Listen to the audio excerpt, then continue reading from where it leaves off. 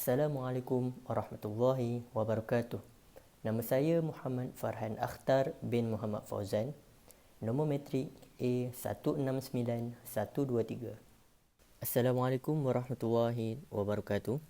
Pada kali ini, kumpulan kami akan membentangkan tajuk integrasi kaum dan hubungan etnik. Okey, kita masuk kepada pengenalan. Negara Malaysia merupakan sebuah negara yang mempunyai pelbagai etnik, agama, bahasa dan juga budaya. Maka, sudah pasti negara kita tidak dapat melarikan diri daripada menghadapi cabaran yang berkaitan dengan hubungan etnik. Hubungan etnik dan integrasi nasional adalah isu yang sangat penting dalam pembinaan negara Malaysia yang berbilang etnik. Seperti kita tahu, negara Malaysia merupakan negara yang berbilang-bilang kaum dan juga mempunyai pelbagai etnik. Selain etnik Melayu, Cina dan juga India, terdapat etnik-etnik lain seperti orang asli, Kadazan Dusun, Bajau, Iban, Bidayuh dan lain-lain lagi. Kursus hubungan etnik ini juga diperkenalkan sejak tahun 2006. Di Pusat Pengajian Tinggi adalah satu usaha untuk menangani masalah hubungan etnik yang sering menjadi isu dalam pembangunan negara. Penerapan mengenai hubungan etnik dan integrasi nasional juga hendaklah dilakukan di peringkat awal lagi, iaitu ketika mereka ini di usia kanak-kanak dan juga remaja. Ianya lebih mudah kerana pada peringkat ini mereka mudah dididik dan juga diasuh untuk hidup dalam harmoni di antara satu sama lain. Institusi kekeluargaan juga memainkan peranan yang penting dalam membentuk generasi yang harmoni dan juga bertoleransi. Assalamualaikum warahmatullahi wabarakatuh. Nama saya Nik Yazid Aiman bin Nik Ibrahim, bernombor metrik A167839. Seterusnya kita masuk kepada konsep perpaduan, iaitu perpaduan adalah satu proses yang menyatupadukan seluruh masyarakat dan negara supaya setiap anggota masyarakat dapat membentuk satu identiti dan nilai bersama serta perasaan cinta dan banggakan tanah air. Dalam usaha mencapai status negara moden, Malaysia meletakkan perpaduan nasional sebagai matlamat akhir.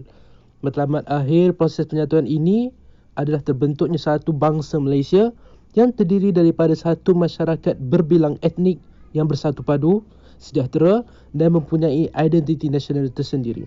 Proses perpaduan negara di kalangan penduduk negara yang berbilang etnik diwakili oleh parti politik etnik masing-masing. Mereka mengamalkan budaya, agama, bahasa dan orientasi pemikiran yang berbeza. Perbezaan inilah dikatakan sebagai penghalang kepada masalah dalam proses penyatuan, proses perpaduan dan pembinaan bangsa Malaysia. Kemudian kita ada konsep integrasi, iaitu menyatupadukan pelbagai kelompok masyarakat dengan menghilangkan perbezaan identiti. Merujuk kepada proses penyatuan kelompok yang berbeza latar belakang dan menjadi satu entiti yang terikat oleh norma dan nilai serta kepentingan bersama. Dari dalam konsep integrasi ini, ada 4 unsur, di mana yang pertama adalah integrasi wilayah, iaitu mengurangkan jurang perbezaan antara pembangunan ekonomi dan sosial antara wilayah yang maju dengan yang mundur.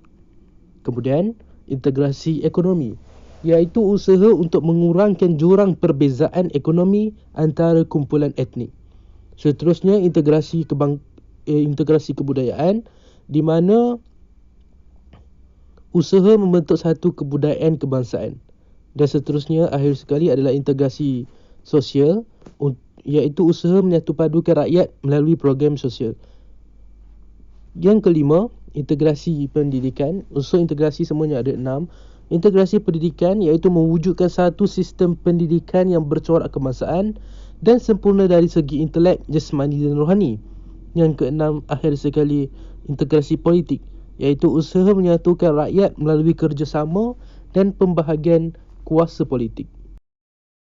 Nama saya Muhammad Naufal bin Muhammad Syarif, nombor metrik A168326.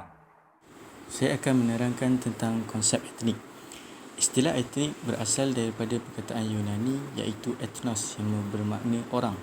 Etnik juga dapat dimaksudkan sebagai sekelompok manusia yang mengamalkan budaya yang hampir sama, termasuk adat resam, bahasa, pakaian dan kegiatan ekonomi. Dari segi konsep etnik pula, ia mempunyai erti yang berkait rapat dengan konsep-konsep ras dan bangsa. Ras dan bangsa memberikan penekanan pada perbezaan fizikal atau sifat-sifat biologi, iaitu berdasarkan keturunan dan pertalian darah yang sama antara sesama manusia. Rajah berikut menunjukkan kepelbagaian etnik yang berada di Malaysia, di antaranya etnik Bajau, etnik Iban, etnik kaum-kaum India, Melayu dan sebagainya. Menurut Kamus Dewan pula, etnik berkaitan dengan bangsa manusia, tapi ia tidak memaksa perubahan terhadap kepercayaan agama atau membuang unsur suatu kaum. Kumpulan etnik lazimnya bermula daripada satu konsep keturunan, iaitu sesuatu generasi kumpulan etnik hari ini mempunyai nenek moyang yang sama dan turun-temurun daripada nenek moyang itu. Di Malaysia, kedua-dua istilah ras dan etnik seringkali dicampur adukkan dan digunakan secara bertukar-tukar, sehingga maknanya menjadi lebih kurang sama. Etnik juga dapat dikelaskan mengikut demografi, iaitu mengikut kedudukan geografi dan sepadan negeri. Gambar tersebut adalah J.S. Furnival. Ia mentafsirkan masyarakat majmuk sebagai masyarakat yang mempunyai pelbagai etnik, iaitu kaum, dan hidup dalam sebuah negara, tapi dipisahkan oleh ciri-ciri ekonomi, tempat tinggal, sosio dan budaya. Seterusnya, teori hubungan etnik. Yang pertama adalah konsep segregasi. Ia bermaksud pemisahan atau pengasingan antara satu kumpulan etnik dengan kumpulan etnik yang lain dalam sesebuah negara, iaitu kawasan tempat tinggal, sistem persekolahan, pengangkutan dan kemudahan awam. Yang kedua adalah konsep akomodasi. Proses ini adalah proses yang menyebabkan setiap kumpulan etnik menyedari serta menghormati norma dan nilai kehidupan kumpulan etnik lain dan tetap mempertahankan budaya hidup masing-masing. Assalamualaikum warahmatullahi wabarakatuh. Nama saya Salamin Abdul Manaf, bernombor metrik A168-A89. Teori hubungan etnik yang seterusnya ialah konsep akulturasi. Konsep akulturasi ialah proses penerimaan unsur kebudayaan dalam kalangan individu atau kelompok dari sesuatu kebudayaan lain yang berbeza. Proses akulturasi ini tidak menyebabkan kehilangan identiti asal masyarakat penerima. Seterusnya, konsep asimilasi. Konsep asimilasi ialah proses yang bercantum dan penyatuan antara kumpulan etnik yang berlainan budaya sehingga membentuk satu kelompok dengan kebudayaan dan identiti yang sama. Asimilasi mutlak menyebabkan berlakunya penghapusan penuh perbezaan dari segi kebudayaan dan identiti. Okey, konsep amalgamasi pula ialah proses yang terjadi apabila budaya atau ras bercampur untuk membentuk sejenis budaya dan ras yang baru. Cara utama dalam menentukan proses amalgamasi adalah dengan terjadinya perkahwinan campur antara kumpulan etnik. Yang dikahwin campur lah. Okey, seterusnya masalah integrasi kaum. Ada banyak masalah, tapi antaranya saya ceritakan. Yang pertama ialah pasal politik perkauman. Politik perkauman merupakan kepercayaan positif terhadap organisasi politik dan sosial mengikut garis perkauman ataupun etnik. Medium utama yang menggerakkan fahaman ini ialah parti-parti politik, persatuan, NGO dan sebagainya. Kalau kat Malaysia terdapat banyak organisasi yang ditubuhkan. Yang seperti yang kita tahu, UMNO, MCA iaitu Persatuan Cina Malaya, Kongres India Malaya iaitu MIC dan lain-lain. Pertubuhan yang berteraskan kaum ini akan menarik keahlian bagi sesuatu kaum sahaja. Pengasingan kaum mengikut organisasi ini jelas menerangkan kesukaran integrasi kaum akan berlaku. Okay, yang kedua, pendidikan berorientasikan kaum. Sistem pendidikan di negara kita lebih berteraskan kepada sesuatu kaum saja. Hal ini dapat dilihat melalui sekolah-sekolah rendah, iaitu kebanyakan sekolah kaum Melayu belajar di sekolah kebangsaan. Kaum Cina pula belajar dekat SGKC. Dan kaum India juga belajar di sekolah jenis kebangsaan Tamil iaitu SGKT. Jadi masyarakat setiap kaum tidak akan faham bila kenal tentang maksud perpaduan sejak kecil lagi. Maksudnya kita kalau kat sekolah, kalau dekat pendidikan pun kita tahu dah. Asing Melayu, sekolah Melayu, Cina, India dan seterusnya gitu. Itulah masalah kita. Yang seterusnya, yang ketiga, ketidakstabilan sosioekonomi antara kaum. Sejak awal lagi, setiap kaum di Malaysia dipisahkan mengikut kawasan. Hal ini dapat dilihat orang Melayu ditempatkan di kampung. Orang Cina pula ditempatkan di pekan. Manakala orang India pula ditempatkan di estet-estet. Hasil daripada pendapatan yang berlainan mengikut kaum, maka pendapatan setiap kaum juga berbeza. Kaum yang tinggal di bandar adalah lebih kaya berbanding kaum yang tinggal di kampung dan estet. Maknanya Cina lebih kaya dari India dan Melayu sebab mereka tinggal di bandar. Keadaan ini telah menyebabkan golongan miskin mempunyai perasaan tidak puas hati dan cemburu dengan golongan kaya. Maka berlakulah diskriminasi antara kaum. Assalamualaikum warahmatullahi wabarakatuh. Nama saya Syed Ahmad Tarmizi bin Syed Abdul Rahman, bernombor metrik A167923. Baiklah, sambungan kepada masalah integrasi kaum. Yang keempat adalah media massa. Keadaan ini dapat dilihat bahawa setiap kaum mempunyai akhbar dalam bahasa ibundanya masing-masing. Seperti contoh adalah Utusan Melayu, Berita Harian, akhbar tersebut dalam bahasa Melayu, Nanyang Siang Pau, Jing Chow Jit Po, Matkal Osai dan sebagainya. Sebab bahasa pengantar, akhbar itu tidak difahami oleh semua orang, maka setiap akhbar boleh menggunakan bahasa ibundanya secara bebas dalam menyiarkan berita masing-masing. Ia juga menyumbang ke arah segregasi kaum di Malaysia. Akhirnya, perbezaan kaum akan lebih terselah dan setiap kaum akan mengutamakan identiti masing-masing. Yang seterusnya adalah salah faham terhadap dasar kerajaan. Hal ini berlaku disebabkan persepsi negatif dan prejudis antara kaum-kaum yang bukan bumi putera terhadap dasar-dasar utama kerajaan. Mereka menganggap terdapat perbezaan antara kaum bumi putera dengan bukan bumi putera. Rakyat tertimbulnya rasa tidak puas hati terhadap kaum-kaum lain dengan menganggap bahawa dasar yang digubal oleh kerajaan hanya mementingkan orang Melayu sahaja. Keadaan ini menimbulkan salah faham setiap kaum. Hal ini kerana mereka tidak membuat penelitian terhadap sejarah kenegaraan Malaysia dan perlembagaan persekutuan. Baiklah, yang seterusnya adalah strategi ke arah integrasi kaum. Usaha untuk mengukuhkan hubungan etnik secara holistik amat mencabar kerana gagasan yang retorik dan simbolik semata-mata hanya menghasilkan impak yang kurang berkesan. Pelbagai usaha telah diambil untuk mengukuhkan lagi hubungan sosial pelbagai etnik di negara ini serta membina masyarakat yang lebih adil dari segi struktur sosial dan ekonomi.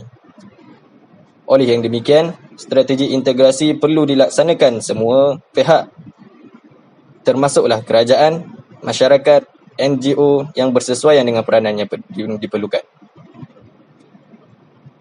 Seterusnya adalah pelan tindakan dan dasar kerajaan. Yang pertama adalah rukun negara. Yang kedua adalah dasar pembangunan negara. Yang ketiga adalah dasar ekonomi baru. Yang keempat, dasar pendidikan kebangsaan.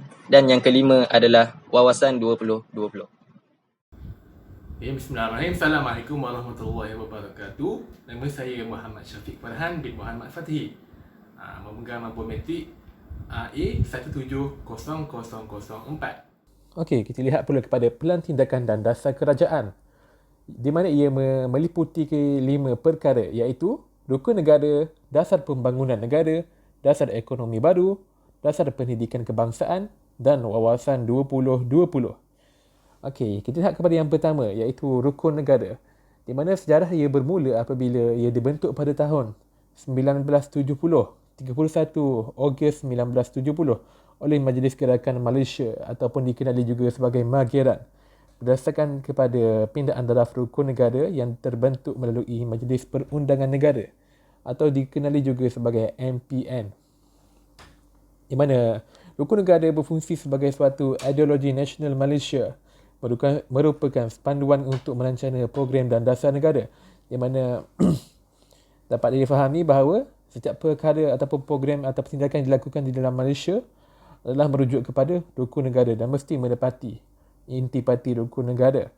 Okey, rukun negara juga digunakan sebagai instrumen mengatasi garis pemisah antara etnik dalam membentuk dan membimbing masyarakat Malaysia ke arah mewujudkan perpaduan.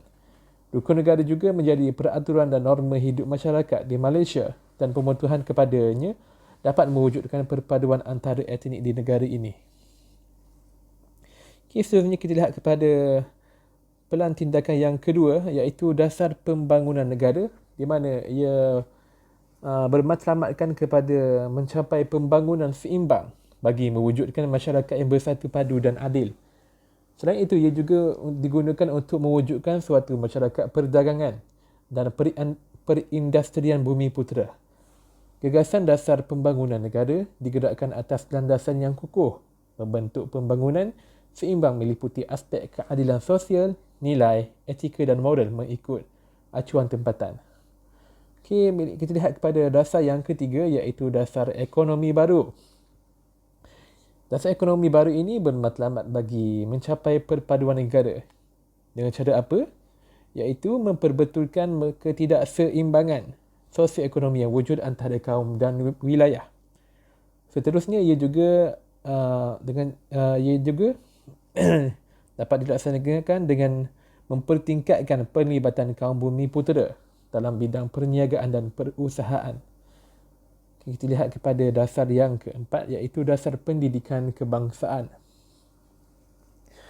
Di mana sejarah dasar pendidikan kebangsaan ini diperkenalkan melalui Akta Pelajaran 1961, yang mana ia merupakan dasar ke arah mewujudkan masyarakat yang harmonis.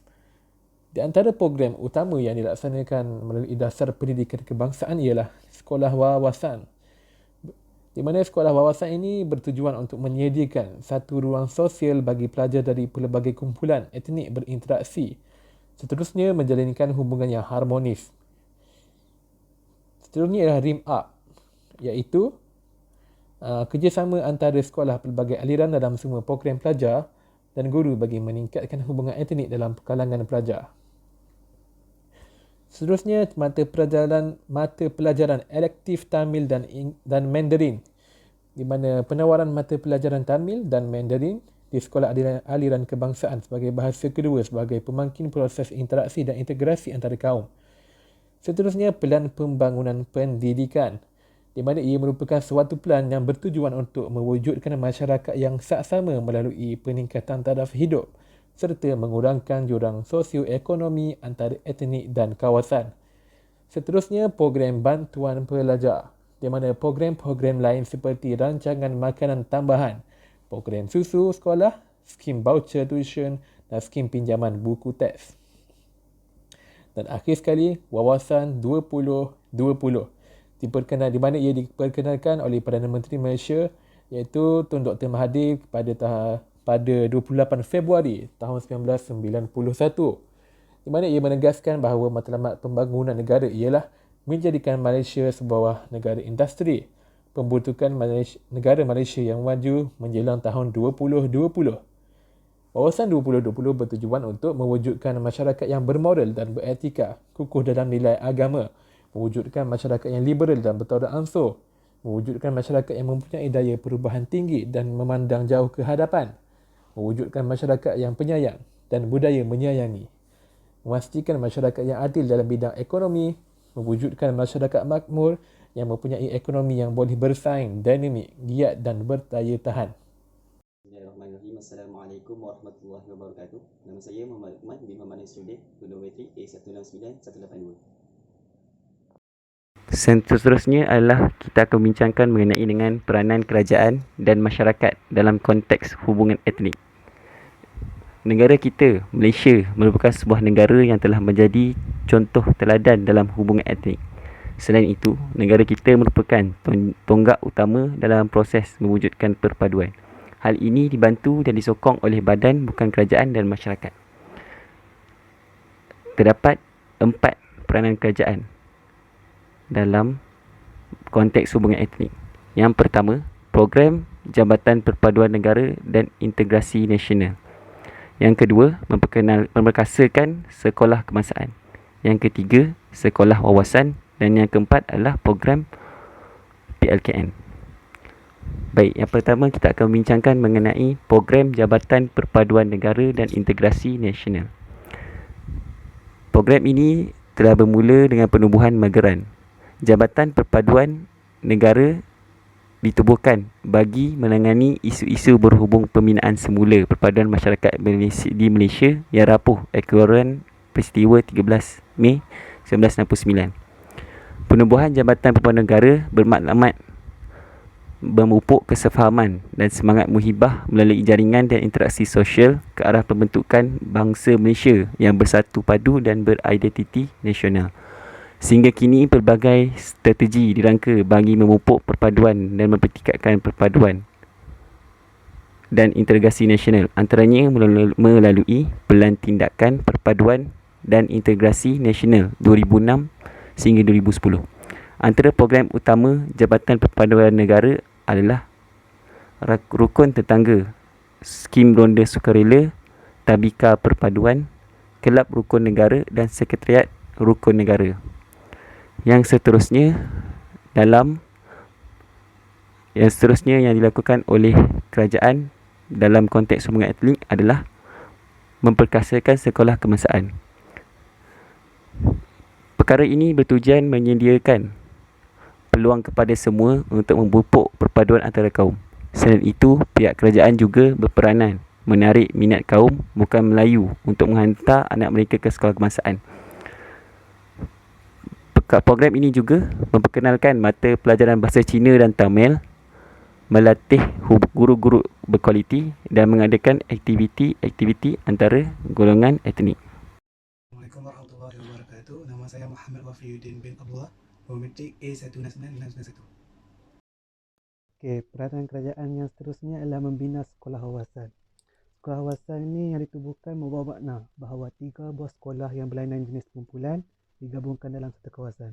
Dalam masa itu, setiap pentadbiran dan pengajaran yang dijalankan adalah berbeza mengikut jenis sekolah masing-masing. Walaupun 3 sekolah ini ditadbir dengan pentadbiran yang berlainan, tapi mereka akan berkongsi dari segi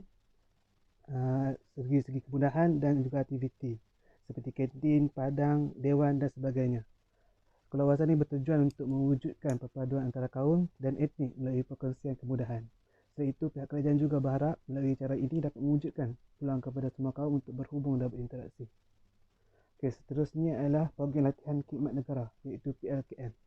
PLKN ini bertujuan bagi pembinaan sah diri, bermatlamatkan membina dan mengukuh semangat patriotisme di kalangan generasi muda, menyatukan golongan muda dari pelbagai kaum dan menyediakan mereka bagi menghadapi cabaran dari dalam dan luar negara.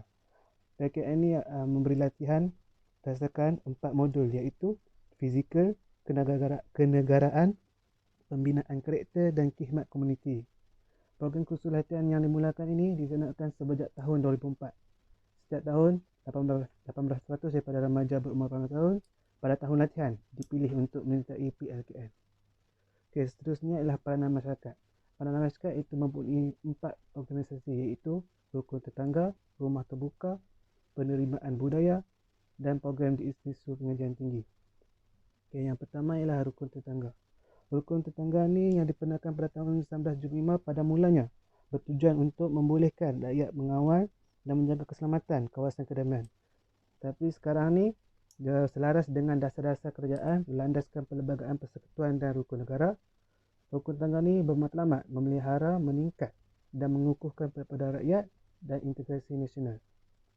Skim Rukun Tetangga ni juga diperluaskan lagi dengan pendekatan pembangunan komuniti.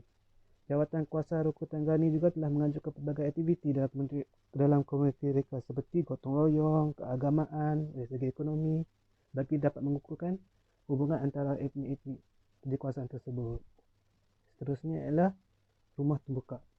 Rumah Terbuka di Malaysia bermaksud suatu perayaan agama yang disambut oleh penganut pelbagai agama dengan tujuan memupuk persefahaman di kalangan rakyat Malaysia. Amalan Rumah Terbuka ini memberi kefahaman kepada rakyat bukan Islam tentang nilai hidup ajaran Islam yang menganjurkan sifat berbaik-baik sesama manusia. Untuk etnik yang lain juga boleh macam negara Islam, untuk etnik yang Islam juga boleh mempelajari tentang pantang larang daripada etnik-etnik lain seperti etnik Cina. Kita boleh setiap etnik dapat merasai jenis-jenis budaya yang terdapat di etnik-etnik lain. Amalan Rumah Terbuka ini juga sesuatu yang unik bagi Malaysia. Telah menyumbang kepada keamanan dan kebaikan keadaan dalam negara kita. Assalamualaikum warahmatullahi wabarakatuh. Saya Muhammad Haris bin Hasin, nombor metrik A168271. Baiklah, kita pergi kepada slide yang seterusnya.